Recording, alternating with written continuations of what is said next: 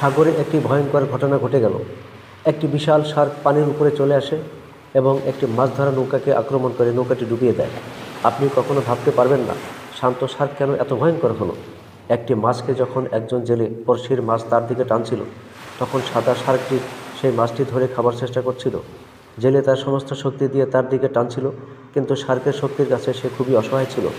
শার্ককে ভাগানো অসম্ভব ছিল। নৌকার জেলে খুব ভয় পেয়েছিল। সে মাত্র প্রার্থনা করছিল খুব তাড়াতাড়ি শার্ক যেন মাছটিকে খেয়ে ফেলে।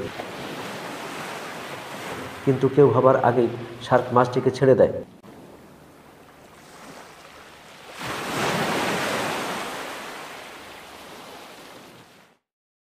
কিছুক্ষণ পর নৌকাটি প্রচণ্ডভাবে দুলতে থাকে এবং নৌকাটিকে আক্রমণ করে ডুবিয়ে দেয়। আল্লাহ বা ভগবানকে বিশ্বাস করে থাকলে শুকরিয়া বা কৃতজ্ঞতা জানাতে ভুলবেন না। এই ঘটনা দেখে আপনার অনুভব এবং অনুভূতির কথা কমেন্টে বিস্তারিত জানাবেন।